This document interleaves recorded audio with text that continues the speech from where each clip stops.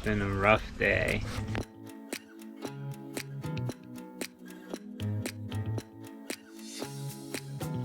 We're checking into our RV park.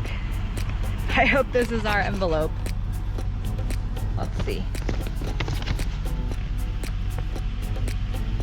That sucks.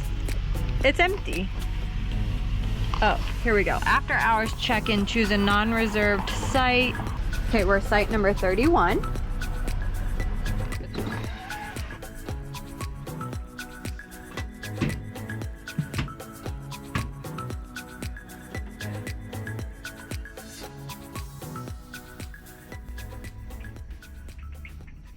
So it's actually 10 a.m., which means that it is my lunch break.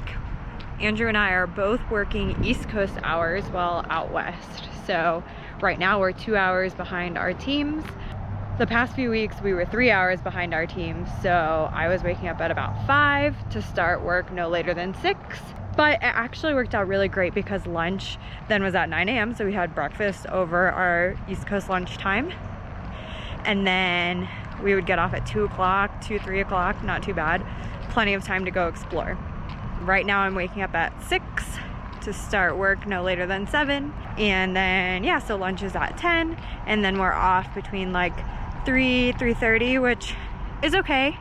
But it definitely feels like we're losing a good part of the day. Right now we are at a RV park in Evanston, Wyoming. I am heading to the front office to get some quarters because we need to do some laundry. So I'll see you in the laundry room. Well, darn. The office was locked. There was nobody around, which means no laundry, which means we get to wear the same dirty clothes we've been wearing for the next 2 weeks because we're heading into a national park with nothing. And it also means I couldn't request a late checkout, so now I have to go tell Andrew that we better hurry up and unhook. It's been a rough day. I spent this morning trying to get our Wi-Fi device connected. After we stopped at AT&T and got a new SIM card, for some reason our T-Mobile stopped working and the AT&T won't activate properly, so we have no internet there, and our Verizon only has 5 gigabytes left with 20 days left to go in the cycle, which is definitely not enough. It's also cold. Holly's freezing. She's trying to do the dishes and the sink decided to spit all over her. The dog is continuing to bite herself. Seems like she has like some sort of itch. Not sure what's going on there. She found a Cheez-It, so that's good. She got lucky. And she's working really hard to get it. And we are in the middle of absolutely nowhere with not a whole lot of coverage. So After I vowed to never go to Walmart again, spend 24 hours and we have to go back there because it's the only place, well, I don't ever hook up to their internet, but Andrew does. So he's gonna connect. I'm gonna use the last 5 gigs of our Verizon data, and then that's it. Got my money again, Walmart. anyway, I have to go unhook because we have 20 minutes to get out of here. We'll see you on the road.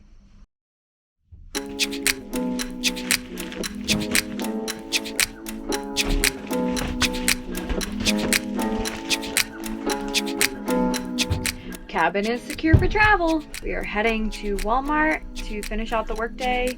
Then we are going to head to a cell phone store to try and get our data working. And then we're heading to the Tetons. So at least it's Friday and we have some fun days ahead of us before we have to deal with all this over again.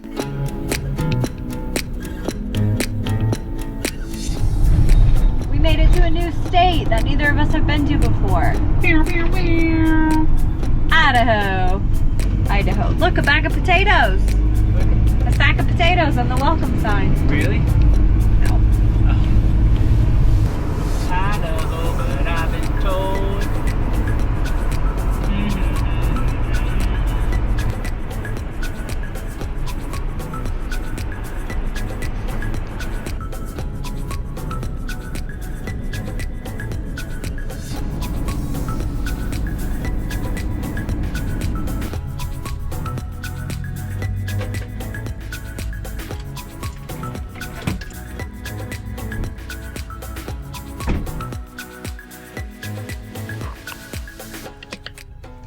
So while Andrew drives, I edit our videos. Unless we are taking a very scenic route, I'm usually eyes on the computer, not on the scenery.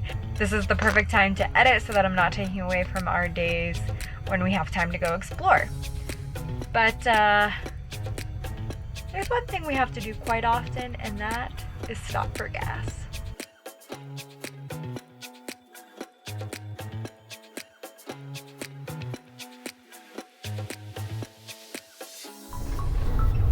We were driving through Wyoming and there's this huge lake.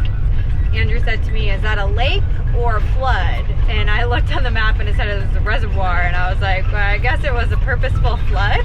As I was looking at the map, this Melvin's Brewing was the only landmark on here, and our friends literally texted us earlier today saying we had to stop here. It is so beautiful on the lake. So we're making a pit stop. It's only 7 o'clock and we've got plenty of daylight left, so we're gonna stop and check out the lake before we continue on to the Tetons.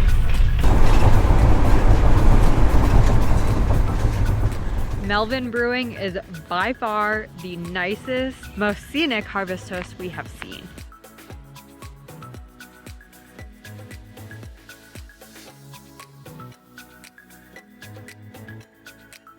And there's a ton of space here. Even though their website says that they are full pretty much all the time, you can come in here and ask to stay. Unfortunately for us, or fortunately, we already have our night booked at the Teton, so we are not staying here, but I did want to show you the beautiful view before we get back on the road.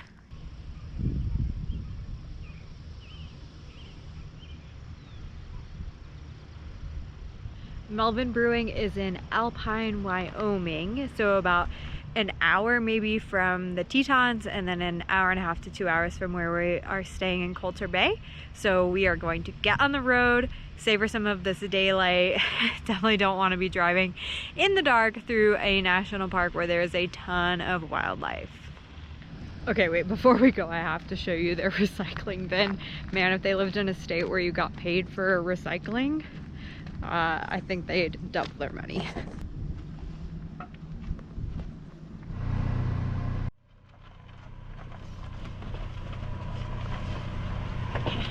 Goodbye, RV.